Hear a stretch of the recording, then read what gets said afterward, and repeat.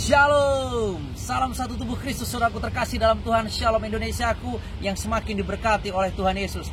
Saya Rifren Muhammad Paulus N. Tambunan, sungguh bersyukur boleh kembali menyapa saudaraku terkasih dimanapun berada melalui sharing firman Tuhan yang akan saya sampaikan berikut ini. Setelah beberapa hari lamanya saya tidak bisa menyampaikan sharing firman karena tugas pelayanan ke beberapa kota. Saya hari ini, sore ini, akhirnya boleh kembali pulang ke kota Batam. Dan di akhir pekan ini boleh kembali menyampaikan renungan firman melalui video ini. Tapi sebelumnya saudaraku terkasih dalam Tuhan, saya Rifren Muhammad Paulus N. Tambunan bersama Kebangkitan dan Hidup Ministries ingin mengucapkan banyak terima kasih untuk setiap dukungan saudaraku terkasih, pencinta channel YouTube Rifren Muhammad Paulus Tambunan, dan juga untuk seluruh saudaraku dimanapun berada yang boleh menyaksikan video-video YouTube kesaksian dan juga firman yang saya bagikan. Terima kasih untuk setiap dukungan doa saudaraku, dan terima kasih untuk setiap dukungan dana yang saudaraku berikan melalui rekening misi penginjilan yang tertera di deskripsi video ini. Saudaraku terkasih dalam Tuhan, masih dalam seri merapikan manusia rohani. Bagian demi bagian sudah kita bahas sampai dengan seri yang ketujuh. Untuk itu, hari ini saya ingin membuat seri yang ke-8. Satu bagian yang harus kita rapikan di dalam kehidupan kita sebagai manusia rohani, untuk kita benar-benar boleh menyenangkan hati Tuhan, dan terbuktilah bahwa kekristenan kita adalah kekristenan yang sejati, kekristenan yang hidup, bukan sebuah kekristenan yang agamawi. Di dalam kitab Roma pasal yang ke-5 yang tertulis di dalam ayat yang ke-3 dan 4, firman Tuhan berkata begini.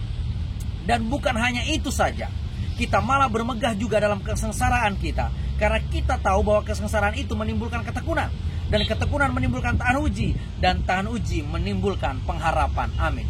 Saudaraku terkasih dalam Tuhan, setiap kita pasti memiliki yang namanya pergumulan. Setiap kita pasti memiliki yang namanya beban.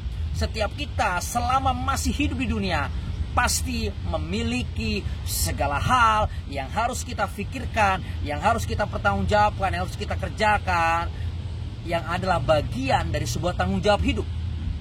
Kecuali sudah mati, seperti mereka yang sudah terbaring di pekuburan ini. Perkuburan ini luas saudaraku. Ini adalah Setemyang Hills.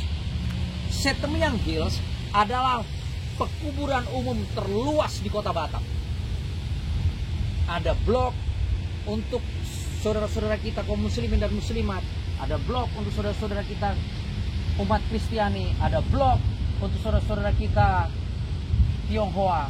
Dan ada blok juga untuk yang lain. Jadi Setemyang Hills adalah pekuburan yang sangat luas. Ribuan makam ada di tempat ini. Kalau kita sudah mati, tidak perlu ada pergumulan. Kalau kita sudah mati, sudah selesai tugas kita di dunia. Nah, untuk itu selama kita hidup, kita diperintahkan untuk bermegah dalam kesengsaraan kita, bermegah dalam setiap pergumulan kita, bermegah dalam setiap tantangan kehidupan dan tantangan iman kita. Karena kita tahu saudaraku, setiap kesengsaraan yang kita hadapi itu menimbulkan ketekunan.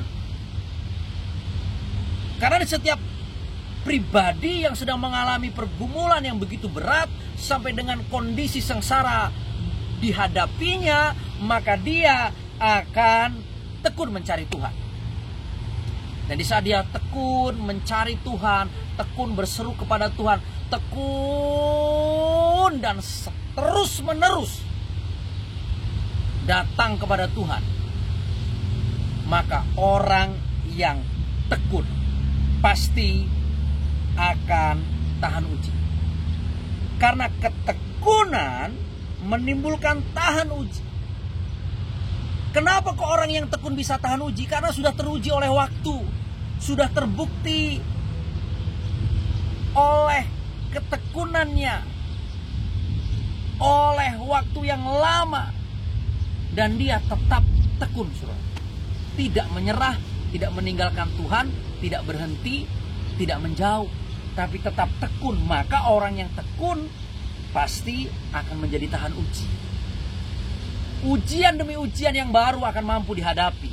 Pergumulan demi pergumulan, bahkan kesengsaraan demi kesengsaraan apapun akan mampu dihadapi. Maka tahan uji menimbulkan pengharapan. Amin. Dan orang yang sudah tahan uji, dia akan terus berpegang pada pengharapan. Karena imannya semakin sempurna, Maka dalam definisi iman, dalam Ibrani 11 ayat yang pertama jelas saudaraku. Definisi iman yang sempurna, definisi iman yang utuh, definisi iman yang luar biasa, dikatakan bahwa iman adalah dasar dari segala sesuatu yang kita harap. Jadi tahan uji itu menimbulkan pengharapan karena imannya semakin sempurna dan bukti dari segala sesuatu yang tidak kita lihat. Kita mengimani yang tidak kita lihat karena kita tahu disitulah pengharapan itu. Dan di dalam Tuhan pengharapan tidak pernah mengecewakan. Pengharapan benar-benar akan memberikan jaminan kemenangan. Pengharapan akan membuat kita mendapat jawaban. Dan semuanya indah pada waktunya. Dan Tuhan dipermuliakan atas segala sesuatu yang kita dapati hasil dari pengharapan itu. Jadi saudaraku terkasih dalam Tuhan, yuk kita bersyukur di saat kita boleh menghadapi setiap pencobaan. Kita bersyukur di saat kita boleh menghadapi setiap ujian. Kita bersyukur di saat kita boleh sengsara seketika lamanya. Karena sekali lagi, kesengsaraan itu akan menjadikan kita pribadi yang bertekun di dalam Tuhan. Dan setelah ketekunan itu terus-menerus kita kerjakan, maka kita akan menjadi pribadi yang tahan uji. Dan tahan uji yang terus-menerus kita buktikan, maka kita akan menjadi pribadi yang hidup dalam pengharapan. Dan sekali lagi pengharapan di dalam Tuhan tidak pernah mengecewakan. Haleluya. Saudaraku terkasih dalam Tuhan, beberapa hari ini saya pergi dari satu pulau ke satu pulau demi pengharapan, demi tugas beritakan Injil, demi menjemput berkat, dan demi untuk menyatakan kuasa Tuhan dan mukjizat, untuk mempermuliakan nama Tuhan seluruhnya. Luar biasa lelahnya. Tapi saya katakan dalam diri saya, boleh lelah tapi tidak boleh nyerah. Orang yang manusia rohaninya rapi itu terus berpengharapan kepada Tuhan, terus pegang janji Tuhan. Sesulit apapun kondisinya, dia tidak akan pernah menyerah. Karena dia tahu pengharapan di dalam Tuhan tidak pernah mengecewakan. Karena jawaban Tuhan itu selalu indah, tepat pada waktunya. Jadi saudaraku terkasih dimanapun berada, jika Anda saat ini sedang menghadapi kesengsaraan pergumulan, yuk datanglah kepada Tuhan. Jika Anda ada di kota Batam, mari datang ke pelayanan kami. GKRI Kebangkitan dan Hidup, di dalam wadah Kebangkitan dan Hidup Ministries, gereja Tuhan yang saya gembalakan ada di kota Batam, tepatnya di Batu Aji. Mari datang. Di Mitra Mall, mari datang. Cari GKRI Kebangkitan dan Hidup di Mitra Mall Batu Aji, kota Batam. Nanti akan ketemu dengan saya. Kita akan berdoa bersama. Kita akan datang berseru kepada Tuhan. Dengan bertekun kita akan tahan uji. Dan dengan tahan uji itu kita akan berseru kepada Tuhan dalam pengharapan. Pasti Tuhan akan beri jawab. Mukjizat pasti terjadi. Untuk itu mari kita bangkit. Karena ingat, Yesus berkata, akulah kebangkitan dan hidup. Barang siapa percaya kepadaku, ia akan hidup walaupun dia sudah mati. Karena dalam dialah seluruh pengharapan kita, yang telah memberikan kita kehidupan sampai dengan kekekalan. Salam kemenangan saudaraku terkasih dalam Tuhan. Salam satu tubuh Kristus. Tuhan Yesus semakin memberkati orang yang hidup dalam ketekunan, dalam tahan uji, dan dalam pengharapan. Shalom.